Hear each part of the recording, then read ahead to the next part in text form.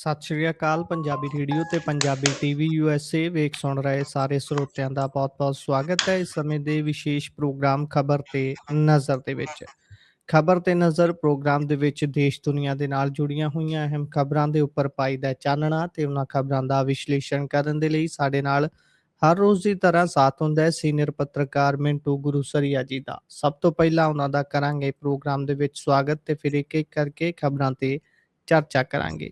ਬਹੁਤ-ਬਹੁਤ ਸਵਾਗਤ ਹੈ ਮਿੰਟੂ ਜੀ ਪ੍ਰੋਗਰਾਮ ਦੇ ਵਿੱਚ। ਸਤਿ ਸ਼੍ਰੀ ਅਕਾਲ। ਸ਼ੁਕਰੀਆ ਸਾਰਿਆਂ ਨੂੰ। ਸਤਿ ਸ੍ਰੀ ਅਕਾਲ ਜੀ। ਅੱਜ ਦੇ ਪ੍ਰੋਗਰਾਮ ਦੇ ਸਪਾਂਸਰਸ ਦਾ ਧੰਨਵਾਦ ਕਰਦੇ ਚੱਲੀਏ। ਖਾਲਸਾ ਇੰਸ਼ੋਰੈਂਸ ਲੰਬੇ ਸਮੇਂ ਤੋਂ ਇੰਸ਼ੋਰੈਂਸ ਦੇ ਖੇਤਰ ਦੇ ਵਿੱਚ ਸੇਵਾਵਾਂ ਨਿਭਾ ਰਹੇ ਨੇ। ਤੁਸੀਂ ਵੀ ਸੰਪਰਕ ਕਰ ਸਕਦੇ ਹੋ। ਨੰਬਰ ਹੈ 408 272 2500। ਟਿਰਕਿਆਣਾ ਇਮੀਗ੍ਰੇਸ਼ਨ ਲਾ ਫਰਮ। ਜੇ ਟਿਰਕਿਆਣਾ ਹੋਣਾ ਨਾਲ ਸੰਪਰਕ ਕਰ ਸਕਦੇ ਹੋ। ਕਿਸੇ ਵੀ ਤਰ੍ਹਾਂ ਦੀ ਇਮੀਗ੍ਰੇਸ਼ਨ ਦੇ ਬਾਬਤ ਸਲਾਹ ਮਸ਼ਵਰਾ ਕਰਨ ਦੇ ਲਈ Krishan Dhanota Yuba City Baljinder Singh Nijjar Woodland. GN lube ਵਾਲੇ ਟਰੱਕ ਵਾਸ਼ ਕਰਦੇ ਨੇ, ਆਇਲ ਚੇਂਜ ਕਰਦੇ ਨੇ। ਏਅਰ ਬ੍ਰੇਕਸ ਦਾ ਕੰਮ ਤੁਸੀਂ ਇਹਨਾਂ ਤੋਂ ਤਸੱਲੀ ਬਖਸ਼ ਕਰਵਾ ਸਕਦੇ ਹੋ। ਨਵੇਂ ਪੁਰਾਣੇ ਟਾਇਰ ਵੀ ਇੱਥੋਂ ਲੈ ਸਕਦੇ ਹੋ। ਸੈਂਟਾਨੇਲਾ ਲੋਕੇਸ਼ਨ ਹੈ। ਨਿਮਾ ਸਹੂਤਾ ਹੋਣਾ ਦਾ ਨੰਬਰ ਹੈ 209 277 0113। Jaswinder Singh Nagra Roseville, Avtar Singh Sangha Yuba City, Baldev Singh Kang Yuba City. ਬਹੁਤ-ਬਹੁਤ ਧੰਨਵਾਦ ਹੈ ਸਾਰੇ ਸਪਾਂਸਰਸ ਦਾ। ਰੁੱਖ ਹੁਣ ਖਬਰਾਂ ਦਾ ਕਰਦੇ ਹਾਂ। ਖਬਰਾਂ ਵੱਲ ਆਈਏ ਤਾਂ ਮਿੰਟੂ ਜੀ ਪਾਇਓ ਜ਼ਰਾ ਚਾਨਣਾ। ਅੱਜ ਸੁਖਬੀਰ ਬਾਦਲ ਹੋਣਾ ਨੇ ਰੈਲੀ ਕੀਤੀ ਹੈ ਤੇ ਰੈਲੀ ਦੇ ਵਿੱਚ ਸਭ ਤੋਂ ਦਿਲਚਸਪ ਗੱਲ ਇਹ ਹੈ ਕਿ ਉਹਨਾਂ ਨੇ ਅੰਮ੍ਰਿਤਪਾਲ ਸਿੰਘ ਹੋਣਾ ਤੇ ਅਤੇ ਉਹਨਾਂ ਦੀ ਜਥੇਬੰਦੀ ਤੇ ਪਾਰਟੀ ਤੇ ਨਿਸ਼ਾਨੇ ਸਾਧੇ ਨੇ। ਜਿਹੜੀ ਇਹ ਰੈਲੀ ਸੀਗੀ ਗੁਰਪ੍ਰੀਤ ਸਾਡੇ ਸ਼ਹਿਰ ਦੇ ਵਿੱਚ ਸੀ। ਸਾਡਾ ਸ਼ਹਿਰ ਮਤਲਬ ਕਿ ਸੁਖਬੀਰ ਸਿੰਘ ਬਾਦਲ ਦਾ ਵੀ ਸ਼ਹਿਰ ਹੈ, ਲੋਕਲ ਸ਼ਹਿਰ ਹੈ। ਫਿਰ ਜਿੱਥੇ ਮਤਲਬ ਕਿ ਏਡੇ ਵੱਡੇ ਨੇਤਾ ਦੀ ਲੋਕਲਗਿਰੀ ਹੋਵੇ, ਇਕੱਠ ਵੱਠ ਤੇ ਹੋ ਜਾਂਦਾ। ਮੈਂ ਇਹਦੇ ਤੇ ਇੱਕ ਪੋਸਟ ਵੀ ਲਿਖੀ ਆ ਤੇ ਮੈਂ ਜੋ ਚੀਜ਼ ਵੇਖੀ ਵੀ ਕਮਾਲ ਦੀ ਗੱਲ, ਇਹ ਨਵਾਂ ਹੀ ਰੂਪ ਆ ਅਕਾਲੀ ਦਲ ਦਾ ਜੀ। ਵੀ ਹੁਣ ਤੁਹਾਨੂੰ ਪਤਾ ਹੀ ਆ, ਮੈਂ ਸ਼ਹਿਰ 'ਚ ਰਹਿੰਦਾ ਹੋਵਾਂ ਤਾਂ ਸਭ ਕੱਲੇ ਨੂੰ ਜਾਣਦਾ ਹੈ ਨਾ। ਮੋਟਰਸਾਈਕਲਾਂ ਦਾ ਟਾਸਕ ਦੇ ਕੇ ਕਿ ਤੂੰ 10 ਲਿਆ, ਤੂੰ 15 ਲਿਆ, ਤੂੰ 20 ਲਿਆ, ਰੋਡ ਸ਼ੋ ਫਲਾਂ ਟਮਕਾ। ਇਹ ਅਕਾਲੀ ਦਲ ਇਸ ਤਰ੍ਹਾਂ ਨਹੀਂ ਸੀ ਕਰਦਾ। ਫਿਰ ਉਹ ਜਿਹੜੇ ਕੋਈ ਲੰਡੀ ਜੀਪ ਤੇ ਚੜਿਆ ਫਿਰਦਾ, ਕੋਈ ਸਕਾਰਪੀਓ ਤੇ ਉਸ ਦਾਣਾ ਮੰਡੀ ਤੋਂ ਨਾਲ ਹੀ ਮੇਰੇ ਬ੍ਰਦਰ ਦੀ ਰਿਹਾਇਸ਼ ਆ, ਰਿਹਾਇਸ਼ੀ ਇਲਾਕਾ, ਤੇ ਮੈਂ ਰੋਟੀ ਫੜਨ ਗਿਆ ਦੁਪਹਿਰੇ ਤਾਂ ਤੁਸੀਂ ਸੱਚ ਜਾਣਿਓ ਉਹੀ ਝੰਡੇ ਲੱਗੇ ਸਕਾਰਪੀਓ ਵਗੈਰਾ ਤੇ ਉੱਥੇ ਸਟੰਟਬਾਜੀ, ਆਵਾਰਾ ਗਰਦੀ, ਉਹੀ ਅਕਾਲੀ, ਇਹ ਨਵੇਂ ਅਕਾਲੀ ਆ ਜੀ।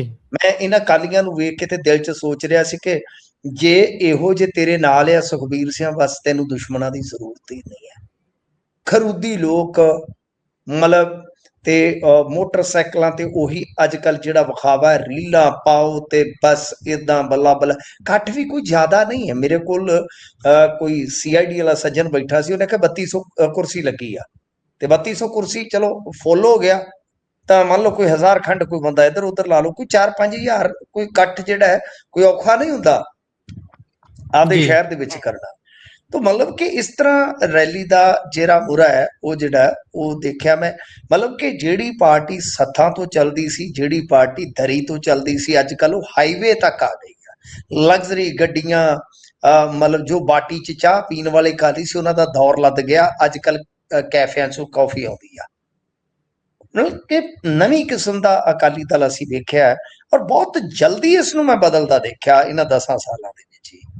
ਤਾਂ ਕਹਿਣ ਦਾ ਮਤਲਬ ਇਹ ਹੈ ਕਿ ਇਹ ਚੀਜ਼ਾਂ ਚਲੋ ਨਾਰਮਲੀ ਹੁੰਦੀਆਂ ਵੀ ਆ ਤੇ ਇਹ ਅਕਾਲੀ ਦਲ ਦਾ ਇੱਕ ਵੱਖਰਾ ਰੂਪ ਵੀ ਆ। ਪਰ ਅੱਜ ਜਿਹੜੀ ਸਪੀਚ ਹੋਈ ਆ ਸੁਖਬੀਰ ਬਾਦਲ ਦੀ, ਉਹ ਹੋਈ ਆ ਉੱਥੇ 25 ਤੋਂ 27 ਮਿੰਟ ਦੀ।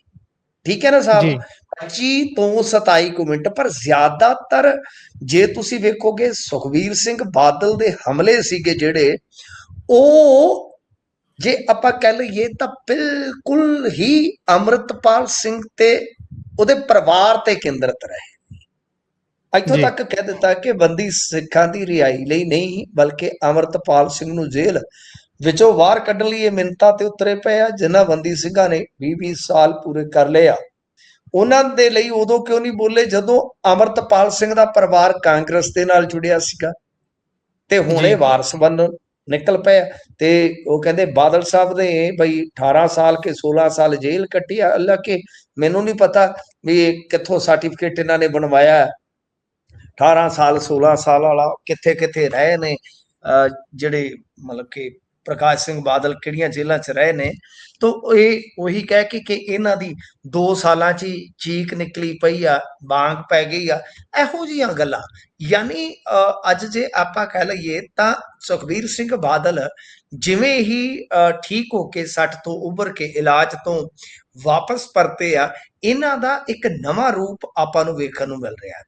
ਕਿਉਂਕਿ ਤੁਸੀਂ ਇਹ ਵੇਖੋ ਕਿ ਦੁਬਈ ਤੋਂ ਆਇਆ ਦੱਸਣਾ, ਫਿਰ ਖੁਦ ਨੂੰ ਵਾਰਸ ਦੱਸਣਾ, ਇੱਥੋਂ ਤੱਕ ਕਿ ਗੁਰੂ ਗ੍ਰੰਥ ਸਾਹਿਬ ਨੂੰ ਢਾਲ ਬਣਾ ਕੇ ਥਾਣੇ ਦੇ ਵਿੱਚ ਲਿਜਾਣ ਦੀ ਗੱਲ ਕਰਨਾ, ਫਿਰ ਅਮਰਤਪਾਲ ਸਿੰਘ ਦੇ ਭਰਾ ਦੇ ਡਰੱਗ ਲੈਣ ਦੀ ਗੱਲ ਕਰਨਾ, ਤੇ ਫਿਰ ਮਤਲਬ ਕਿ ਇੱਥੋਂ ਤੱਕ ਕਿ ਇਹ ਸਾਰਾ ਕੁਝ ਜਿਹੜਾ ਉਹਨਾਂ ਦੇ ਨਾਲ ਵਾਪਰ ਰਿਹਾ ਉਸ ਨੂੰ ਇੱਕ ਸਾਜ਼ਿਸ਼ ਦੇ ਨਾਲ ਜੋੜਨਾ। ਯਾਨੀ ਤੁਸੀਂ ਇਹ ਵੇਖੋ ਕਿ ਇੰਨੀਆਂ ਗੱਲਾਂ ਨੇ, ਤਾਂ ਮੈਨੂੰ ਲੱਗਦਾ ਕਿ ਜ਼ਿਆਦਾਤਰ ਸਪੀਚ ਦਾ ਟਾਈਮ ਇਹਨਾਂ ਚੀਜ਼ਾਂ ਤੇ ਹੀ ਕੇਂਦਰਿਤ ਰਿਹਾ। ਤਾਂ ਖੈਰ ਇਹ ਪਹਿਲਾ ਮੌਕਾ ਹੈ ਜਦੋਂ ਸੁਖਬੀਰ ਸਿੰਘ ਬਾਦਲ ਨੇ ਇੰਨੀ ਲੰਮੀ ਚੌੜੀ ਸਪੀਚ ਜਿਹੜੀ ਹੈ ਨਾ ਉਹ ਕੇਂਦਰਿਤ ਕੀਤੀ ਆ Amritpal Singh and his family. ਤੋ ਦੂਜੇ ਪਾਸੇ ਜੇ ਤੁਸੀਂ ਵੇਖੋਗੇ ਉਹਨਾਂ ਨੇ ਇੱਕ ਬੜੀ ਇੰਟਰਸਟਿੰਗ ਗੱਲ ਕਹੀ ਆ। ਉਹ ਕਹਿੰਦੇ ਕਿ ਤਾਕਤਾਂ ਕਹਿੰਦੀਆਂ ਕਿ ਬਾਦਲ ਪਰਿਵਾਰ ਦੇ ਖਿਲਾਫ ਰੋਸ ਆ, ਲੇਕਿਨ ਕਿਸ ਚੀਜ਼ ਜੀ ਦਾ? ਮੈਂ ਪੁੱਛਣਾ ਚਾਹੁੰਦਾ ਹਾਂ ਕਿ ਰੋਸ ਇਹੀ ਹੈ ਕਿ ਅਸੀਂ ਅਮਨ ਸ਼ਾਂਤੀ ਭੰਗ ਨਹੀਂ ਹੋਣ ਦਿੰਦੇ। ਉਹਨਾਂ ਤਾਕਤਾਂ ਦੇ ਕਦੇ ਸੁਪਨੇ ਪੂਰੇ ਨਹੀਂ ਹੋਣ ਦਿਆਂਗੇ ਜਦ ਤੱਕ ਅਸੀਂ ਆ ਜਿਨ੍ਹਾਂ ਤਾਕਤਾਂ ਦੇ ਸੁਪਨੇ ਆ ਗੋਲਕਾਂ ਤੇ ਕਬਜ਼ਾ ਕਰਨ ਦਾ। ਤਾਂ ਇਹਦਾ ਮਤਲਬ ਕੀ ਆ?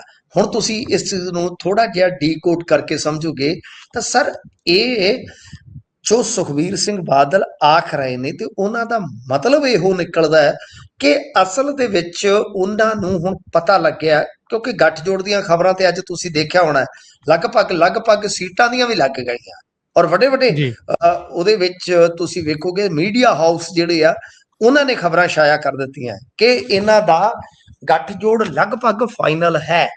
ਪਰ ਜੀ ਅਕਾਲੀ ਦਲ ਨੂੰ ਜਿਹੜਾ ਡਰ ਹੈ ਉਹ ਖਾਸ ਤੌਰ ਤੇ ਹੈ ਕਿ ਮਾਝੇ ਦੇ ਵਿੱਚ ਹੁਣ ਇਹਨਾਂ ਦੇ ਕੋਲੋਂ ਲੀਡਰਸ਼ਿਪ ਨਹੀਂ ਹੈ ਜਿਹੜੀ ਅਮਰਤਪਾਲ ਸਿੰਘ ਦੇ ਉਭਾਰ ਨੂੰ ਰੋਕ ਸਕਦੀ ਸੀ। ਤਾਂ ਮਤਲਬ ਜੀ ਕਿ ਇਹਨਾਂ ਨੂੰ ਇਸੇ ਚੀਜ਼ ਦਾ ਹੀ ਡਰ ਆ। ਇਹ ਅੱਜ ਦੇ ਭਾਸ਼ਣ ਨੇ ਦੱਸ ਦਿੱਤਾ ਕਿ ਸਾਡੀ ਪੰਥਕ ਵਿਚਾਰਧਾਰਾ ਵਾਲੀ ਵੋਟ ਜਿਹੜੀ ਹੈ ਉਹ ਨਾ ਸਿਰਫ ਖੁੱਸ ਸਕਦੀ ਹੈ ਬਲਕਿ ਉਸ ਦਾ ਆਧਾਰ ਜਿਹੜਾ ਉਹ ਇੱਕ ਦਿਨ ਐਸਜੀਪੀਸੀ ਤੇ ਇਹਨਾਂ ਨੂੰ ਕਾਬਜ਼ ਕਰਾ ਸਕਦਾ ਹੈ। ਤਾਂ ਯਾਨੀ ਅੱਜ ਸੁਖਬੀਰ ਸਿੰਘ ਬਾਦਲ ਨੇ ਬੇਸ਼ੱਕ ਅਕਾਲੀ ਦਲ ਭਾਜਪਾ ਗੱਠਜੋੜ ਤੇ ਕੋਈ ਗੱਲ ਨਹੀਂ ਕੀਤੀ, ਸੰਕੇਤਕ ਵੀ ਨਹੀਂ ਕੀਤੀ, ਪਰ ਇੱਥੇ ਇਹਨਾਂ ਨੇ ਜਿਹੜੇ ਨੀਜ ਦੇ ਨਾਲ ਨਿਸ਼ਾਨੇ ਲਾਏ ਆ, ਇਹ ਸਾਰਾ ਕੁਝ ਬਿਆਨ ਕਰ ਜਾਂਦਾ ਜੀ, ਤੇ ਕਾਫੀ ਕੁਝ ਮੇਰੇ ਖਿਆਲ ਦੇ ਨਾਲ ਸਾਫ਼ ਕਰਨ ਵਾਲੀ ਗੱਲ ਹੈ। ਬਿਲਕੁਲ। ਇਸ ਤੋਂ ਅੱਗੇ ਵਧੀਏ ਤਾਂ ਉਧਰ ਡਾਕਟਰ ਧਰਮਵੀਰ ਗਾਂਧੀ ਹੋਣਾ ਦੇ ਖਿਲਾਫ ਲੁਧਿਆਣਾ ਦੇ ਵਿੱਚ ਸ਼ਿਕਾਇਤ ਦਰਜ ਹੋਈ ਹੈ। ਕੀ ਕਾਰਨ ਹੈ, ਕਿਸ ਗੱਲੋਂ ਇਹ ਦਰਜ ਹੋਈ ਹੈ ਜੀ? ਤੁਸੀਂ ਰਿਪੀਟ ਕਰੋਗੇ ਗੁਰਪ੍ਰੀਤ, ਜਿਹੜੀ ਗੱਲ ਕਰ ਰਹੇ ਹੋ ਕਿ ਸ਼ਿਕਾਇਤ ਦਰਜ ਹੋਈ ਆ ਉਹੀ ਹੈ ਨਾ? ਜੀ ਜੀ ਜੀ ਜੀ ਬਿਲਕੁਲ ਹਾਂਜੀ, ਬਿਲਕੁਲ। ਤੁਹਾਡੀ ਆਵਾਜ਼ ਥੋੜੀ ਜੀ ਘੱਟ ਸੀਗੀ। ਹਾਂਜੀ, ਦੇਖੋ ਜਿਹੜੀ ਇਹਨਾਂ ਦੇ ਖਿਲਾਫ ਸ਼ਿਕਾਇਤ ਦਿੱਤੀ ਆ ਕੇਸ ਦਰਜ ਕਰਨ ਦੀ, ਮੁਕੱਦਮਾ ਦਰਜ ਕਰਨ ਦੀ, ਉਹ ਹੈਗੀ ਆ ਡਾਕਟਰ ਧਰਮਵੀਰ ਗਾਂਧੀ ਦੀ ਉਸ ਪੋਸਟ ਦੇ ਖਿਲਾਫ ਜਿਹਦੇ ਵਿੱਚ ਤੁਹਾਨੂੰ ਚੇਤੇ ਹੋਣਾ ਕਿ ਇਹਨਾਂ ਨੇ ਅਰਵਿੰਦ ਕੇਜਰੀਵਾਲ ਜਾਂ ਭਗਵੰਤ ਮਾਨ ਹੋਰੀ ਇਹਨਾਂ ਨੂੰ ਸੰਬੋਧਨ ਹੋ ਕੇ ਕਿਹਾ ਸੀਗਾ। ਜੇ ਤੁਸੀਂ ਵੇਖੋਗੇ ਡਾਕਟਰ ਧਰਮਵੀਰ ਗਾਂਧੀ ਹੋਰਾਂ ਨੇ ਕਾਫੀ ਤਿੱਖੀ ਸ਼ਬਦਾਵਲੀ ਵੀ ਇਸਤੇਮਾਲ ਕੀਤੀ ਸੀ। ਤਾਂ ਉਹਨਾਂ ਨੇ ਕਿਹਾ ਸੀਗਾ ਕਿ ਸਾਡਾ ਯਾਨੀ ਪੈਸਾ ਮੇਰਾ, ਮੇਰੇ ਪਰਿਵਾਰ ਦਾ ਜਿਹੜਾ ਅਸੀਂ ਆਪਣੀ ਕਮਾਈ ਦੇ ਨਾਲ ਸਰਕਾਰ ਨੂੰ ਦਿੰਦੇ ਹਾਂ, ਉਹ ਧਾਰਮਿਕ ਯਾਤਰਾਵਾਂ ਵਰਗੇ ਖਰਚਿਆਂ ਤੇ ਨਾ ਖਰਚ ਕੀਤਾ ਜਾਵੇ। ਮਤਲਬ ਕਿ ਇਹ ਇੱਕ ਐਸਾ ਬਿਆਨ ਸੀਗਾ ਜਿਹਦੇ ਵਿੱਚ ਫਿਰ ਤੁਸੀਂ ਵੇਖਿਆ ਹੋਣਾ ਹੈ ਕਿ ਡਾਕਟਰ ਧਰਮਵੀਰ ਗਾਂਧੀ ਦੀ ਆਲੋਚਨਾ ਕਰਨ ਇਹਨਾਂ ਦੇ ਚੰਗੇ ਮਹਾਰਥੀ ਵੀ ਜਿਹੜੇ ਆ ਨਾ ਉਹ ਮੈਦਾਨ 'ਚ ਉਤਰ ਆਏ ਸੀਗੇ। ਜੇ ਤੁਸੀਂ ਵੇਖੋਗੇ ਤਾਂ ਡਾਕਟਰ ਧਰਮਵੀਰ ਗਾਂਧੀ ਉਹ ਤੁਹਾਨੂੰ ਪਤਾ ਹੈ ਬੇਬਾਕ ਬੋਲਦੇ ਨੇ, ਜਦੋਂ ਬੋਲਦੇ ਨੇ ਬੜਾ ਮਤਲਬ ਕਿ ਖੁੱਲ ਕੇ, ਤੇ ਫਿਰ ਉਹਨਾਂ ਦੀਆਂ ਗੱਲਾਂ ਦੇ ਵਿੱਚ ਤੁਹਾਨੂੰ ਪਤਾ ਦਮ ਵੀ ਹੁੰਦਾ ਹੈ। ਤਾਂ ਉਹਨਾਂ ਨੇ ਕੀ ਕਿਹਾ ਸੀਗਾ ਕਿ ਕੇਜਰੀ ਭਗਵੰਤ ਐਂਡ ਕੰਪਨੀ ਮੇਰੇ ਪਰਿਵਾਰ ਵੱਲੋਂ ਜਿਹੜਾ ਦਿਨ ਰਾਤ ਮਤਲਬ ਕਿ ਕਮਾਈ ਕਰਕੇ ਟੈਕਸ ਭਰਿਆ ਜਾਂਦਾ ਹੈ, ਉਹ ਇਹ ਰਾਜ ਦੇ ਲੋਕਾਂ ਨੂੰ ਵਧੀਆ ਕਾਲਜ, ਵਿੱਦਿਆ, ਰੁਜ਼ਗਾਰ ਤੇ ਬੁਨਿਆਦੀ ਢਾਂਚਾ ਮੁਹੱਈਆ ਕਰਾਉਣ ਦੇ ਵਿੱਚ ਲੱਗੇ। ਖਬਰਦਾਰ, ਸਰਕਾਰੀ ਖਜ਼ਾਨੇ ਵਿੱਚ ਗਏ ਮੇਰੇ ਟੈਕਸ ਦਾ ਪੈਸਾ, ਏਕ ਸ਼ਾਮ शिव के नाम हमारे राम, ਨਵੇਂ ਮੰਦਰ ਬਣਾਉਣ श्री खाटू श्याम, सालासर, हरिद्वार, ऋषिकेश, ਮਥੁਰਾ, ਵਰਿੰਦਾਵਨ, ਸ੍ਰੀ ਹਜ਼ੂਰ ਸਾਹਿਬ ਵਰਗੀਆਂ ਮੁਫਤ ਖੋਰੀਆਂ ਧਾਰਮਿਕ ਯਾਤਰਾਵਾਂ ਕਰਾਉਣ ਜਾਂ ਫਿਰ ਕਿਸੇ ਹੋਰ ਧਾਰਮਿਕ ਅਨੁਸ਼ਠਾਨਾਂ, ਅਡੰਬਰਾਂ ਉੱਤੇ ਖਰਚਿਆ। ਖਬਰਦਾਰ, ਉਹ ਕਹਿੰਦੇ ਨੇ ਧਰਮ ਕਿਸੇ ਵੀ ਬੰਦੇ ਦੀ ਨਿੱਜੀ ਆਸਥਾ ਦਾ ਮਾਮਲਾ ਹੈ। ਸਟੇਟ ਵੱਲੋਂ ਇੱਕ ਜਾਂ ਦੂਜੇ ਧਰਮ ਨੂੰ ਕਿਸੇ ਵੀ ਕਿਸਮ ਦੀ ਹੱਲਾਸ਼ੇਰੀ, ਸਰਪ੍ਰਸਤੀ ਦੇਣਾ ਭਾਰਤੀ ਸੰਵਿਧਾਨ ਦੀ ਉਲੰਘਣਾ ਹੀ ਨਹੀਂ, ਭਾਈਚਾਰਿਆਂ ਵਿਚਕਾਰ ਵਿਤਕਰੇ, ਵੰਡੀਆਂ ਪਾ ਕੇ ਫਿਰਕਾ ਪ੍ਰਸਤੀ ਨੂੰ ਵੀ ਹੁਲਾਰਾ ਦੇਣ ਦਾ ਵਾਇਸ ਬਣਦਾ ਹੈ। ਵਾਇਸ ਦਾ ਮਤਲਬ ਹੁੰਦਾ ਕਾਰਨ। ਇਹ ਸ਼ਬਦ ਜਿਹੜਾ ਉਰਦੂ ਚੋਂ ਆਉਂਦਾ। ਤਾਂ ਕਹਿਣ ਦਾ ਮਤਲਬ ਇਹ ਆ ਗੁਰਪ੍ਰੀਤ ਕਿ ਗੱਲ ਅਸਲ ਦੇ ਵਿੱਚ ਦੇਖੋ ਇੱਕ ਬਹਿਸ ਦਾ ਵਿਸ਼ਾ ਤੇ ਹੈ, ਠੀਕ ਆ। ਉਹਨਾਂ ਨੇ ਇੱਕ ਸ਼ਬਦ ਇੱਥੇ ਅਡੰਬਰ ਜ਼ਰੂਰ ਇਸਤੇਮਾਲ ਕੀਤਾ ਹੈ, ਪਰ ਮੇਰੇ ਖਿਆਲ ਦੇ ਨਾਲ ਇਹਦੇ ਵਿੱਚ ਕੋਈ ਵੀ ਐਸਾ ਸ਼ਬਦ ਨਹੀਂ ਹੈ ਜਿਹਦੇ ਨਾਲ ਕਿਸੇ ਦੀ ਧਾਰਮਿਕ ਆਸਥਾ ਨੂੰ ਸੱਟ ਵਜੇ। ਬਿਲਕੁਲ, ਮੈਨੂੰ ਤਾਂ ਨਹੀਂ ਲੱਗਦਾ ਜੀ ਕਿ ਸਾਡੀਆਂ ਧਾਰਮਿਕ ਭਾਵਨਾਵਾਂ ਇੰਨੀਆਂ ਕਮਜ਼ੋਰ ਹੋਣ ਕਿ ਇੱਕ ਡਿਬੇਟੇਬਲ ਜਿਹੜੀ ਚੀਜ਼ ਆ ਜਿਹਦੇ ਤੇ ਸੰਵਾਦ ਹੋਣਾ ਜ਼ਰੂਰੀ ਆ। ਕਿਉਂਕਿ ਦੇਖੋ, ਕਾਂਗਰਸ ਦੇ ਰਾਜ ਨੂੰ ਜੇ ਤੁਸੀਂ ਵੇਖ ਲਓ ਕਿ ਤੁਸ਼ਟੀਕਰਨ ਸ਼ਬਦ ਕਿੱਥੋਂ ਨਿਕਲਿਆ ਸੀਗਾ, ਕਿ ਤੁਸੀਂ ਮੁਸਲਮਾਨਾਂ ਨੂੰ ਵੋਟ ਦੇ ਲਈ ਜ਼ਿਆਦਾ ਲਾਭਾਰਥੀ ਕਰਦੇ ਹੋ। ਤਾਂ ਹੱਜ ਦੀ ਸਬਸਿਡੀ ਤੋਂ ਲੈ ਕੇ ਕਿੰਨੀਆਂ ਚੀਜ਼ਾਂ ਸਨ। ਅੱਛਾ, ਉਸ ਤੋਂ ਅੱਗੇ ਆ ਜਾਓ, ਹੁਣ ਫਿਰ ਖੇਤਰੀ ਪੋਲਿਟਿਕਸ ਦੇ ਵਿੱਚ ਵੀ ਇਹ ਸਭ ਕੁਝ ਚੱਲ ਪਿਆ। ਆਪਾਂ ਵੀ ਦੇਖਦੇ ਹਾਂ ਧਰਮ ਕਰਨ ਤੇ ਬਹੁਤ ਜ਼ਿਆਦਾ ਪੈਸਾ ਖਰਚ ਕੀਤਾ ਜਾਂਦਾ ਵੋਟਾਂ ਵਾਸਤੇ। ਹੁਣ ਆ ਗਈ ਵੈਸੇ ਤੇ ਜਿਹੜੀ ਇਹ ਯਾਤਰਾ, ਮੈਂ ਅੱਗੇ ਵੀ ਦੱਸਿਆ ਸ਼ਾਇਦ ਤੁਹਾਨੂੰ, ਕਿ ਐਮਪੀ ਚੋਂ ਕਾਪੀ ਕੀਤੀ ਸੀ ਬਾਦਲ ਸਾਹਿਬ ਨੇ, ਸ਼ਿਵਰਾਜ ਸਰਕਾਰ ਨੇ ਸ਼ੁਰੂ ਕੀਤੀ ਸੀ ਸਭ ਤੋਂ ਪਹਿਲਾਂ, ਤੇ ਉਸ ਤੋਂ ਬਾਅਦ ਇਹਨਾਂ ਨੇ ਕਾਪੀ ਕਰਕੇ ਚਲਾਈ ਆ। ਹੁਣ ਗੱਲ ਗੁਰਪ੍ਰੀਤ ਡਿਬੇਟ ਯੋਗ ਇਹੋ ਆ ਕਿ ਧਾਰਮਿਕ ਮਾਮਲਿਆਂ ਤੇ ਕਿੰਨਾ ਕੁ ਸਰਕਾਰ ਖਰਚ ਕਰੇ, ਯਾਨੀ ਜਿਹੜਾ ਪੈਸਾ ਵੈਲਫੇਅਰ ਤੇ ਲੱਗਣਾ, ਇਨਫਰਾਸਟ੍ਰਕਚਰ ਤੇ ਲੱਗਣਾ, ਟੈਕਸ ਪੇਅਰ ਦੇ ਪੈਸਾ ਉਹਨਾਂ ਦੀ ਪੜ੍ਹਾਈ ਲਿਖਾਈ, ਅੱਛੀਆਂ ਸੁਵਿਧਾਵਾਂ ਤੇ ਲੱਗਣਾ ਹੈ, ਉਹ ਠੀਕ ਆ। ਜੇ ਜਾਂਦਾ ਤਾਂ ਕਿੰਨਾ ਕੁ ਜਾਣਾ ਚਾਹੀਦਾ, ਕਿਉਂਕਿ ਇੱਥੇ ਤੇ ਹੁਣ ਕੋਈ ਸੀਮਾ ਨਹੀਂ, ਕੋਈ ਹੱਦ ਨਹੀਂ ਹੈ, ਕੋਈ ਇਹਦੇ ਵਿੱਚ ਬੰਧਨ ਹੀ ਨਹੀਂ। ਤੁਸੀਂ ਆ ਦੇਖੋ ਕਿ ਜਿਸ ਬੰਦੇ ਨੇ, ਕਿਉਂਕਿ ਮੁਕਰਨਾ ਅਰਵਿੰਦ ਕੇਜਰੀਵਾਲ ਦੀ ਫਿਤਰਤ ਹੀ ਨਹੀਂ, ਆਦਤ ਹੈ। ਇਹਨਾਂ ਨੇ ਤੇ ਇੱਥੋਂ ਤੱਕ ਕਿਹਾ ਸੀਗਾ ਕਿ ਮੈਂ ਨਾਸਤਿਕ ਹੋ ਚੁੱਕਾ IIT ਦੇ ਵਿੱਚ। ਬਹੁਤ ਪੁਰਾਣਾ ਬਿਆਨ ਹੈ, ਕਿਤੇ ਕੱਢ ਲਿਓ, ਤੁਹਾਨੂੰ ਗੂਗਲ ਮਿਲ ਜਾਵੇ ਤਾਂ ਦੇਖ ਲਿਓ, ਕਿਤੇ ਤੁਹਾਨੂੰ ਨਜ਼ਰ ਆਵੇ ਨਾ, ਵੇਖਿਓ। ਤਾਂ ਸਾਨੂੰ ਤਾਂ, ਕਿਉਂਕਿ ਅਸੀਂ ਤੇ ਇਹਨਾਂ ਨੂੰ ਸਿਆਸੀ ਤੌਰ ਤੇ ਜੰਮਦੇ ਦੇਖਿਆ, ਜਵਾਨ ਹੁੰਦੇ ਦੇਖਿਆ, ਸਾਰਾ ਕੁਝ ਇਹਨਾਂ ਦਾ ਯਾਦ ਆ। ਅੱਛਾ, ਗੱਲ ਇਹ ਆ ਕਿ ਹੁਣ ਇਹਨਾਂ ਨੇ ਕੀ ਕੀਤਾ ਪੰਜਾਬ ਦੇ ਵਿੱਚ, ਕਿ ਸਨਾਤਨ ਭਾਈਚਾਰੇ ਦੀ, ਧਰਮ ਦੀ ਵੋਟ ਖਿੱਚਣ ਵਾਸਤੇ ਆ ਤੁਸੀਂ ਵੇਖੋ ਕਿੰਨੇ ਪ੍ਰੋਗਰਾਮ ਆਯੋਜਿਤ ਕੀਤੇ, ਜਦ ਕਿ ਕਹਿੰਦੇ ਸੀ ਅਸੀਂ ਧਰਮ ਦੀ ਰਾਜਨੀਤੀ ਕਰਨੀ ਹੋਈ ਨਹੀਂ। ਤਾਂ ਇੱਕ ਪ੍ਰੋਗਰਾਮ ਤੇ ਇੱਕ ਆਰਟਿਸਟ ਜਿਹੜਾ ਇਹਨਾਂ ਨੇ ਬੁਲਾਉਣਾ ਸ਼ੁਰੂ ਕੀਤਾ ਸੀ ਪਹਿਲਾਂ, ਕਨਈਆ ਮਿੱਤਲਾਂਗੂ, ਉਹਦਾ ਰੇਟ 40-45 ਹਜ਼ਾਰ ਲੱਖ ਹੈ। ਫਿਰ ਇਹਨਾਂ ਨੇ ਕੈਲਾਸ਼ ਖੇਰ ਲਿਆਂਦਾ।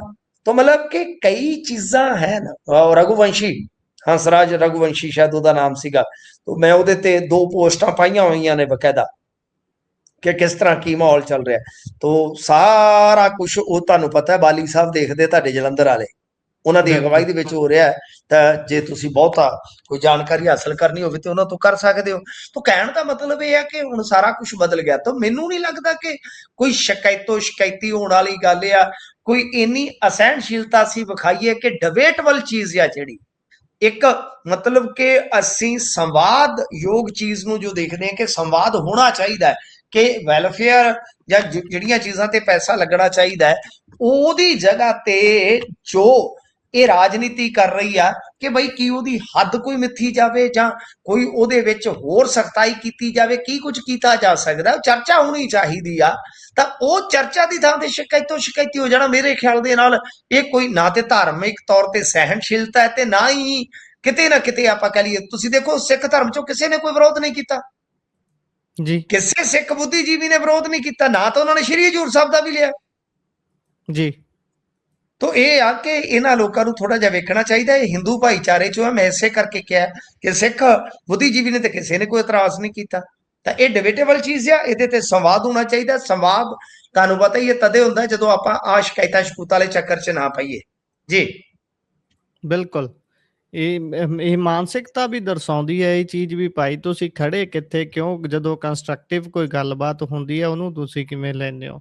ਅੱਗੇ ਵਧੀਏ ਤੇ ਆਮ ਆਦਮੀ ਪਾਰਟੀ ਦੇ ਐਮਪੀ ਨੇ ਇਹ ਜਿਹੜੇ ਸਵਾਲ ਚੁੱਕੇ ਨੇ, ਵੈਸੇ ਤਾਂ ਚਲੋ ਉਹ ਸਿੱਧੇ ਤੌਰ ਤੇ ਪਾਰਟੀ ਤੇ ਨਹੀਂ ਤਾਂ ਸਰਕਾਰ ਤੇ, ਸਰਕਾਰ ਦੀ ਸੰਸਥਾ ਤੇ ਨੇ। ਉਹ ਸੰਸਥਾ ਜਿਹਦੇ ਰਾਹੀਂ ਕਈ ਵਾਰੀ ਗੱਲਾਂ ਚੱਲਦੀਆਂ ਨੇ ਵੀ ਭਾਈ ਇਹਦੇ ਮੋਢੇ ਥਾਣੀ ਜੇ ਕਰਜ਼ਾ ਮਿਲਦਾ ਉਹੀ ਲੈ ਲਓ ਜਾਂ ਜ਼ਮੀਨ ਜਮੂਨ ਫੜ ਕੇ ਵੇਚ ਦਿਓ ਇਹਨਾਂ ਦੀ, ਪਰ ਐਮਪੀ ਸਿੱਧਾ ਉਸ ਆਧਾਰੇ ਤੇ ਸਵਾਲ ਚੱਕੇ, ਗੱਲ ਤਾਂ ਬਣਦੀ ਹੈ ਕੋਈ।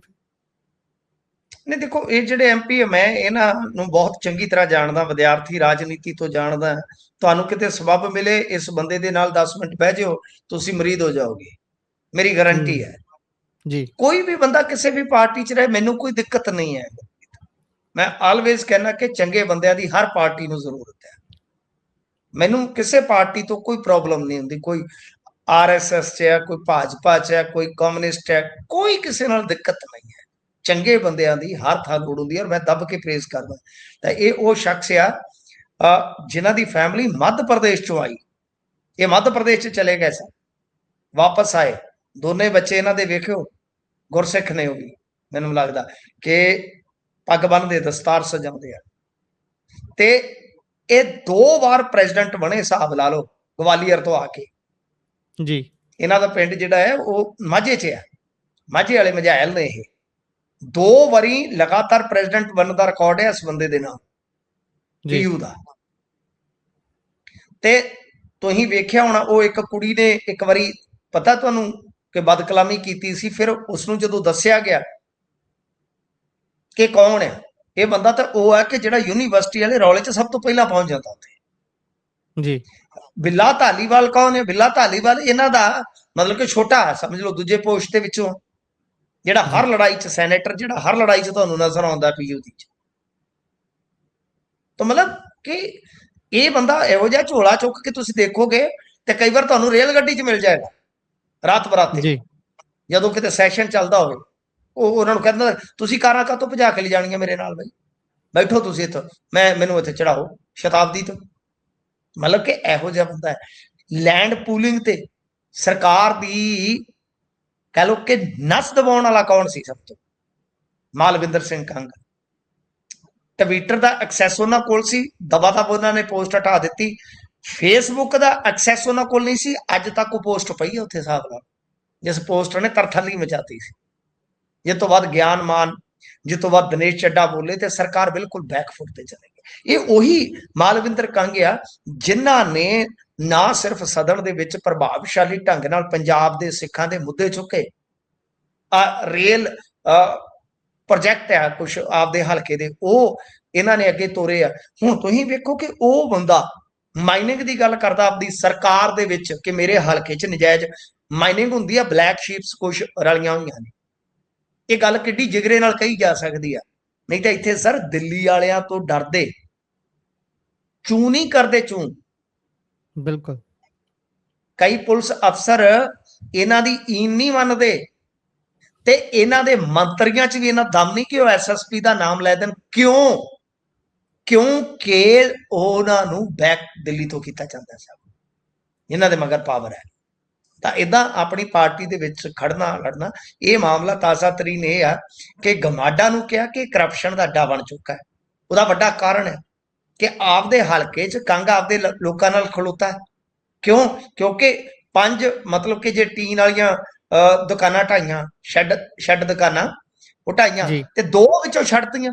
2 ਕਿਉਂ ਛੱਡੀਆਂ ਬਈ? ਜਾਂ ਤਾਂ ਸਾਰੀਆਂ ਛੱਡੋ, ਤੇ ਜਾਂ ਤੁਸੀਂ ਪੈਸੇ ਲੈ ਲਏ।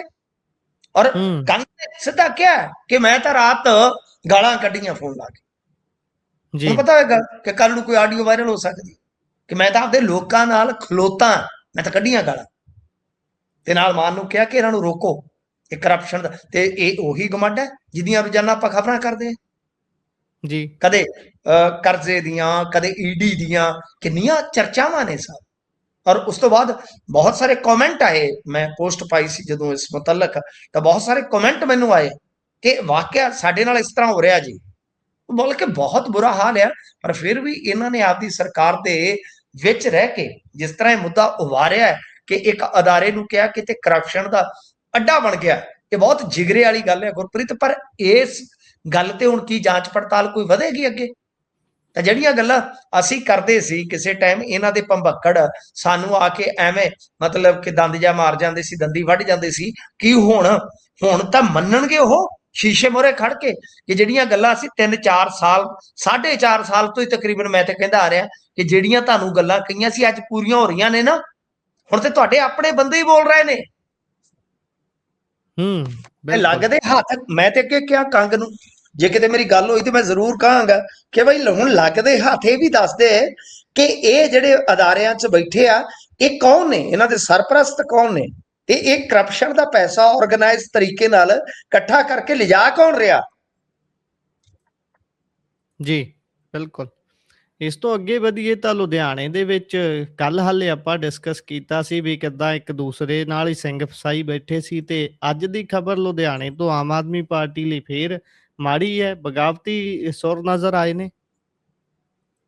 ਹਾਂਜੀ ਦੇਖੋ, ਗੱਲ ਇਹ ਆ ਕਿ ਲੁਧਿਆਣੇ ਦੇ ਵਿੱਚ ਹੁਣ ਦੋ ਜਿਹੜੇ ਢੀਠਤਾ ਪਰਿਵਾਰਵਾਦ ਦੀ ਤੁਸੀਂ ਸਿਖਰਤਾ ਦੇਖੋ ਕਿ ਭਾਈ ਜੋ ਆ ਕਹਿੰਦੇ ਸੀ ਕਿ ਇੱਕ ਪਰਿਵਾਰਵਾਦ ਮਾੜਾ ਫਲਾਂ ਟਮਕਾ, ਉਹ ਜਿਹੜੇ ਦੋ ਮੁੰਡੇ ਆ ਵਿਧਾਇਕਾਂ ਦੇ ਉਹ ਕਾਉਂਸਲਰ ਬਣਾਏ, FNCC ਚ ਪਾਏ, ਰੌਲਾ ਪਿਆ। ਹੁਣ ਕਮਾਲ ਦੀ ਗੱਲ ਹੈ ਕਿ ਦੋਨਾਂ ਨੇ ਫੇਰ ਕਾਗਜ਼ ਭਰੇ ਆ ਗੁਰਪ੍ਰੀਤ ਜੀ। ਬੰਦੇ ਨੂੰ ਕੋਈ ਸ਼ਰਮ ਹੀ ਆਉਂਦੀ ਆ ਤਾਂ ਇਹਨਾਂ ਨੇ ਮਤਲਬ ਕਿ ਫੇਰ ਕਾਗਜ਼ ਭਰ ਦਿੱਤੇ, ਯਾਨੀ ਦੋਵਾਂ ਦਾ ਖੜਾ ਹੀ ਨਹੀਂ ਛੱਡ ਰਿਹਾ ਕਿ ਭਾਈ ਕਿਸੇ ਨਾ ਕਿਸੇ ਤਰੀਕੇ ਦੇ ਨਾਲ ਦੋਨਾਂ ਦੇ ਸਿਰਾਂ ਤੇ ਤਾਜ ਸੱਜ ਜਾਵੇ। ਜੀ ਕਮਾਲ ਹੋ ਗਈ ਯਾਰ, ਕਮਾਲ ਹੋ ਗਈ ਹੈ ਸਰ। ਮੈਂ ਤੇ ਹੈਰਾਨ ਰਹਿਣਾ ਹੈ ਕਿ ਇਹ ਪਤਾ ਨਹੀਂ ਰਾਤ ਨੂੰ ਕਿਸ ਤਰ੍ਹਾਂ ਸੌ ਜਾਂਦੇ ਆ ਜੀ, ਕਿਉਂਕਿ ਆਮ ਬੰਦੇ ਨੂੰ ਤਾਂ ਨੀਂਦ ਹੀ ਨਾ ਆਵੇ। ਇੰਨਾ ਮੁੱਕਰਨਾ, ਇੰਨਾ ਝੂਠ ਸਭ ਕੁਝ। ਖੈਰ ਜੇ ਆਪਾਂ ਗੱਲ ਕਰੀਏ ਤਾਂ ਹੁਣ ਕੀ ਆ ਕਿ ਇਹਨਾਂ ਦੇ FNCC ਦੇ ਵਿੱਚ ਬੰਦੇ ਜਿਹੜੇ ਆ ਉਹ 3 ਹੋ ਗਏ। ਤਿੰਨਾਂ ਨੇ ਮਤਲਬ ਕਿ ਆਪਦੀ ਦਾਅਵੇਦਾਰੀ ਠੋਕ ਦਿੱਤੀ ਆ। ਕਿਉਂ? ਕਿਉਂਕਿ ਦੋ ਤਾਂ ਦੂਜੇ ਛੱਡ ਦਿਓ, ਇੱਕ ਤਾਂ ਭੱਟੀ ਹੋ ਗਿਆ, ਗੌਰਵ ਭੱਟੀ ਜਿਹਨੇ ਸਾਰਾ ਮਾਮਲਾ ਚੁੱਕਿਆ ਸੀ, ਇੱਕ ਹੋ ਗਿਆ ਭਾਜਪਾ ਵਾਲਾ, 3 ਇਹਨਾਂ ਦੇ ਹੋ ਗਏ ਨੇ ਜੀ। ਤੇ ਇਹਦੇ ਵਿੱਚ ਲੁਧਿਆਣਾ ਵੈਸਟ ਤੋਂ ਮੇਰੇ ਖਿਆਲ ਦੇ ਨਾਲ ਜੇ ਤੁਸੀਂ ਵੇਖੋਗੇ ਤਾਂ ਇਹ ਸਾਰੇ ਦੇ ਸਾਰੇ ਜਿਹੜੇ ਕਾਉਂਸਲਰ ਆ ਉਹ ਮੇਅਰ ਦੇ ਨਾਲ ਨਾਰਾਜ਼ ਨੇ, ਤੇ ਮੰਗਲਵਾਰ ਨੂੰ ਹਲਕਾ ਵੈਸਟ ਤੋਂ ਹੀ ਮਨਿੰਦਰ ਕੌਰ ਘੁੰਮਣ ਨਾਮਜ਼ਦਗੀ ਦਾਖਲ ਕਰ ਦਿੰਦੀ ਆ। ਹੁਣ ਇਹਦਾ ਮਤਲਬ ਇਹ ਹੈ ਕਿ ਕਿਸੇ ਇੱਕ ਵਿਧਾਇਕ ਦੇ ਪੁੱਤਰ ਨੂੰ ਹੁਣ ਕਮੇਟੀ ਮੈਂਬਰ ਬਣਨ ਦੇ ਚਾਹ ਤੋਂ ਦੁਖੀ ਹੋਣਾ ਤੈਅ ਆ, ਕਿਉਂਕਿ ਇੱਕ ਵਾਰ ਵੋਟ ਪਾ ਲਈ ਜਿਸ ਕਾਉਂਸਲਰ ਨੇ, ਉਹ ਦੂਜੀ ਵਾਰ ਤੇ ਵੋਟ ਕਰ ਨਹੀਂ ਸਕਦਾ। ਆਮ ਆਦਮੀ ਪਾਰਟੀ ਦੇ 3 ਉਮੀਦਵਾਰ ਹੋ ਗਏ, ਜਦ ਕਿ ਵਿਰੋਧ ਦੇ ਵਿੱਚ 2 ਕਾਉਂਸਲਰ ਮੈਦਾਨ 'ਚ। ਅਜਿਹੇ ਦੇ ਵਿੱਚ ਆਮ ਆਦਮੀ ਪਾਰਟੀ ਦੇ ਕਾਉਂਸਲਰ ਹੁਣ 3 ਚੋਂ 1 ਨੂੰ ਹੀ ਜਿਤਾ ਪਾਉਣਗੇ ਗੁਰਪ੍ਰੀਤ ਜੀ। ਤਾਂ ਇਹ ਇੰਟਰਸਟਿੰਗ ਚੀਜ਼ ਆ, ਯਾਨੀ ਇਹਨਾਂ ਦੋਹਾਂ ਚੋਂ ਇੱਕ ਦਾ ਸੁਪਨਾ ਤੇ ਟੁੱਟਣਾ ਲਗਭਗ ਤੈਅ ਹੈ। ਤਾਂ ਪਰ ਤੁਸੀਂ ਦੇਖ ਲਓ ਕਿ ਟਿੱਲ ਦਾ ਜ਼ੋਰ ਲੱਗਾ ਪਿਆ ਕਿ ਇਹਨਾਂ ਮੁੰਡਿਆਂ ਨੂੰ ਬਈ ਅਸੀਂ ਸਿਰ ਤੇ ਤਾਜ ਸਜਾ ਕੇ, ਉਹ ਇੱਥੇ ਇਦਾਂ ਲੱਗਦਾ ਜਿਵੇਂ ਟੌਫੀਆਂ ਦੀ ਜਵਾਕ ਜਿੱਦ ਨਹੀਂ ਫੜ ਲੈਂਦੇ ਬਾਲ ਹੱਟ ਕਿ ਬਈ ਅਸੀਂ ਤਾਂ ਪਾਪਾ ਟੋਫੀ ਲੈਣੀ ਹੈ।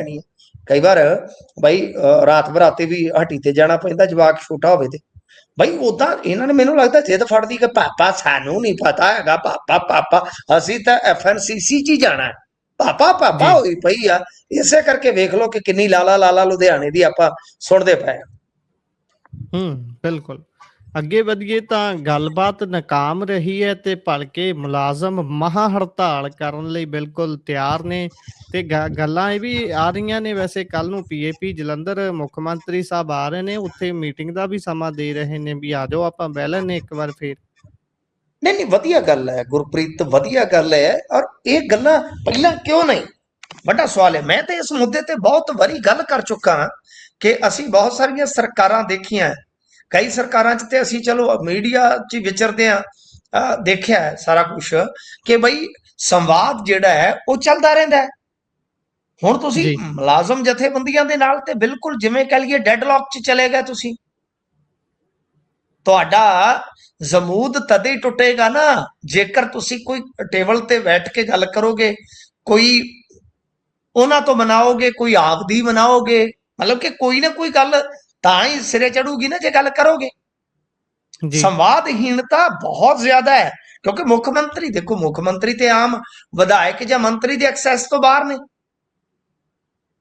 ਇਹ ਤਾਂ ਬਾਹਰ ਨੇ। ਤੁਸੀਂ ਦੇਖਿਆ ਹੁਣ, ਤੁਸੀਂ ਆਪਦੇ ਹਲਕੇ ਦੇ ਵਿਧਾਇਕ ਨੂੰ ਕਹਿ ਦਿਓ ਕਿ ਅਸੀਂ ਲੱਖ ਰੁਪਈਆ ਡੋਨੇਸ਼ਨ ਦੇਣੀ ਹੈ ਜੀ ਆਮ ਆਦਮੀ ਪਾਰਟੀ ਨੂੰ, ਸਿੱਧਾ ਮੁੱਖ ਮੰਤਰੀ ਨੂੰ ਮਿਲਾਂਗੇ, ਉਹ ਤੁਹਾਨੂੰ ਜੀ ਕਹੇਗਾ ਕਿ ਨਹੀਂ ਵੀਰੇ ਆਪਣੇ ਵੱਸ ਦਾ ਨਹੀਂ, ਛੱਡ ਰਹਿਣ ਦੇ, ਜਿੰਦੜੀ ਨਹੀਂ, ਇਸ਼ਕ ਤੇਰੇ ਵੱਸ ਦਾ ਨਹੀਂ, ਦਿੱਲੀੋਂ ਪਤਾ ਕਰ ਲਾ ਬਾਈ। ਬਿਲਕੁਲ ਤਾਂ ਮਤਲਬ ਇਹ ਗੱਲਾਂ ਇਹਨਾਂ ਦੇ ਲੀਡਰ ਹੀ ਸਾਨੂੰ ਦੱਸਦੇ ਆ, ਇਹਨਾਂ ਦੇ ਵੱਡੇ ਲੀਡਰ ਮੰਤਰੀ ਪੱਧਰ ਤੱਕ ਦੇ ਜਾਂ ਕਹਿ ਲਓ ਕਿ ਐਮਐਲਏ ਪੱਧਰ ਤੱਕ ਦੇ ਬੰਦੇ ਵੀ ਆ ਕੇ ਰੋਣਾ ਰੋਂਦੇ ਨੇ ਕਈ ਵਾਰ।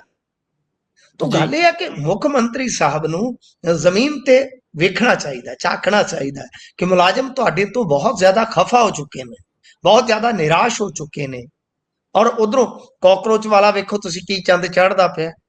ਹੁਣ ਗੱਲ ਇਹ ਆ ਕਿ ਭਾਈ ਜੇ ਇਹਨਾਂ ਨੇ ਕੱਲ ਮੀਟਿੰਗ ਲਈ ਬੁਲਾਇਆ ਤਾਂ ਇਹ ਮੀਟਿੰਗ ਪਹਿਲਾਂ ਕੀਤੀ ਜਾਂਦੀ, ਕਿਉਂਕਿ ਕੱਲ ਤਾਂ ਬੰਦ ਹੋਊਗਾ।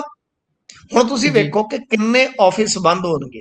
ਹਾਲਾਂਕਿ ਅੱਜ ਬੱਸਾਂ ਦੀ ਹੜਤਾਲ ਦਾ ਤਾਂ ਮੇਰੇ ਖਿਆਲ ਦੇ ਨਾਲ ਵਾਪਸ ਹੋ ਗਿਆ ਕੰਮ, ਕਿ ਸਰਕਾਰੀ ਬੱਸਾਂ ਚੱਲਣਗੀਆਂ, ਪਰ ਸਰਕਾਰੀ ਹਸਪਤਾਲਾਂ ਦੀ ਓਪੀਡੀ ਬੰਦ ਰਹੇਗੀ। ਜੀ ਸਰ ਕਿੱਡੀ ਵੱਡੀ ਗੱਲ ਹੈ। ਯਾਨੀ ਰੈਵਨਿਊ ਦਾ ਕੋਈ ਕੰਮ ਨਹੀਂ ਹੋਏਗਾ, ਕੋਈ ਹਸਪਤਾਲ ਦਾ ਕੰਮ ਨਹੀਂ ਹੋਏਗਾ, ਕੋਈ ਆ ਜਿਹੜੇ ਮਿਨਿਸਟਰੀਅਲ ਹੁੰਦੇ ਆ ਕੰਮ, ਕਰਮਚਾਰੀ ਹੁੰਦੇ ਆ, ਇਹ ਕੰਮ ਨਹੀਂ ਕਰਨਗੇ, ਡੀਸੀ ਆਫਿਸ ਵਾਲੇ ਕੰਮ ਨਹੀਂ ਕਰਨਗੇ, ਤਾਂ ਪੰਜਾਬ ਤੇ ਇੱਕ ਤਰ੍ਹਾਂ ਨਾਲ ਖਲੋ ਗਿਆ ਨਾ ਦਫ਼ਤਰੀ ਤੌਰ ਤੇ। ਜੀ ਬਿਲਕੁਲ ਇਹ ਕੱਲਾ ਕਲਮ ਛੋੜੋ ਕੰਮ ਨਹੀਂ ਹੈ, ਇਹ ਬਲਕਿ ਕੰਪਿਊਟਰ ਛੋੜੋ ਵੀ ਹੋ ਗਿਆ। ਹੁਣ ਤੁਸੀਂ ਆਨਲਾਈਨ ਵੀ ਨਹੀਂ ਕਰਵਾ ਸਕਦੇ। ਤਾਂ ਇਹ ਮੇਰੇ ਖਿਆਲ ਦੇ ਨਾਲ ਮੁੱਖ ਮੰਤਰੀ ਦੀ, ਚਲੋ ਇਹ ਤੇ ਸਿਆਣਪ ਆ, ਮੈਂ ਇਸ ਦੀ ਸਿਫਤ ਵੀ ਕਰੂੰਗਾ ਕਿ ਠੀਕ ਆ ਕਿ ਇਹਨਾਂ ਨੇ ਹੁਣ ਮੀਟਿੰਗ ਲੈਣ ਦਾ ਮਨ ਬਣਾਇਆ। ਪਤਾ ਨਹੀਂ ਜਥੇਬੰਦੀ ਆਉਂਦੀਆਂ ਕਿ ਨਹੀਂ, ਪਰ ਕੱਲ ਜਦੋਂ ਚੀਮਾ ਸਾਹਿਬ ਦੇ ਨਾਲ ਮੀਟਿੰਗ ਸੀ, ਮੇਰੇ ਖਿਆਲ ਦੇ ਨਾਲ ਉੱਥੇ ਤੇ ਹੱਲ ਨਿਕਲੇ ਹੀ ਨਹੀਂ। ਤੇ ਜੇ ਕੱਲ ਨੂੰ ਹੱਲ ਨਿਕਲ ਆਉਂਦਾ ਤਾਂ ਬਿਹਤਰ ਆ, ਪਰ ਜਿਹੜੇ ਮੁਲਾਜ਼ਮ ਆ ਉਹ ਇਹਨਾਂ ਨੂੰ ਸਬਕ ਸਿਖਾਉਣ ਦੇ ਰੌਂ 'ਚ ਆ। ਉਹ ਤਾਂ ਕਹਿੰਦੇ ਕਿ ਅਸੀਂ ਤੇ ਨਾਂ ਨਹੀਂ ਲੈਣਾ ਇਹਨਾਂ ਦਾ, ਅੱਜ ਤਾਂ ਵੋਟ ਇਹਨਾਂ ਨੂੰ ਪਾਉਣੀ ਨਹੀਂ। ਬਹੁਤ ਜ਼ਿਆਦਾ ਗੁੱਸੇ ਦੇ ਵਿੱਚ ਮੁਲਾਜ਼ਮ ਤੇ ਪੈਨਸ਼ਨਰ ਆ ਜੀ। ਇਸ ਤੋਂ ਅੱਗੇ ਵਧੀਏ ਤਾਂ ਉਧਰ ਚੰਨੀ ਨੇ ਸਫਾਈ ਦਿੱਤੀ ਫੋਟੋ ਮਾਮਲੇ 'ਚ। ਵੇਖੋ ਚੰਨੀ ਦੇ ਰਾਜਸੀ ਜੀਵਨ ਵੱਲ ਜੇ ਤੁਸੀਂ ਵੇਖੋਗੇ, ਕਦੇ ਹਾਥੀ ਤੇ ਚੜ ਗਏ ਤਾਂ ਚਰਚੇ, ਕਦੇ ਇਹਨਾਂ ਨੇ ਸਰਕਾਰੀ ਰਿਹਾਇਸ਼ ਦਾ ਰਸਤਾ ਤੜਾਤਾ। ਇਹ ਵਸਤੂ ਸ਼ਾਸਤਰ 'ਚ ਬੜਾ ਬਲੀਵ ਕਰਦੇ ਆ ਨਾ ਜੀ, ਜੋਤਿਸ਼ 'ਚ ਬਹੁਤ ਇਹਨਾਂ ਦਾ ਯਕੀਨ ਹੈ ਜੀ। ਤੋ ਗੱਲ ਇਹ ਆ ਕਿ ਕਦੇ ਇਹਨਾਂ ਨੇ ਬੱਕਰੀ ਚੋਣ ਵਾਲਾ ਮਾਮਲਾ ਵੀ ਇਸੇ ਨਾਲ ਜੁੜਦਾ ਹੈ, ਇਸੇ ਕਰਕੇ ਬੜਾ ਫੇਮਸ ਹੋਇਆ ਸੀ ਉਹ। ਹੋ ਸਕਦਾ, ਮੈਨੂੰ ਉਹਦੇ ਬਾਰੇ ਨਹੀਂ ਹੈ ਪਤਾ, ਪਰ ਇਹ ਬਿਲਕੁਲ ਤੁਹਾਡੀ ਗੱਲ ਸਹੀ ਹੈ ਕਿ ਕਈ ਵਾਰ ਕਹਿੰਦੇ ਤੇ ਕਾਲੇ ਕੁੱਤੇ ਨੂੰ ਰੋਟੀ ਪਾ ਦੇ। ਹੋ ਸਕਦਾ ਕਿਸੇ ਨੇ ਕਹਿਤਾ ਹੋਵੇ ਕਿ ਕਾਲੀ ਬੱਕਰੀ ਚੋਲਾ ਜੀ, ਪਰ ਉਹ ਸਾਰੇ ਲੇਖ ਹੀ ਕਾਲੇ ਹੋ ਗਏ, ਬੱਕਰੀ ਚੋਈ ਵੀ ਕੰਮ ਨਾ ਆਈ।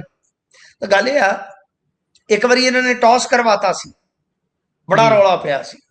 ਤਾਂ ਗੱਲ ਇਹ ਆ ਕਿ ਭਾਈ ਇਹਨਾਂ ਦਾ ਹੁਣ ਇੱਕ ਨਵਾਂ ਮੁੱਦਾ ਹੈ, ਉਹ ਹੈ ਫੋਟੋ ਵਾਲਾ, ਕਿ ਜੋ ਇਹਨਾਂ ਨੇ ਐਗਜ਼ਾਮ ਦਿੱਤਾ ਉਹ ਐਗਜ਼ਾਮ ਦੀ ਫੋਟੋ ਆ ਗਈ ਬਾਹਰ।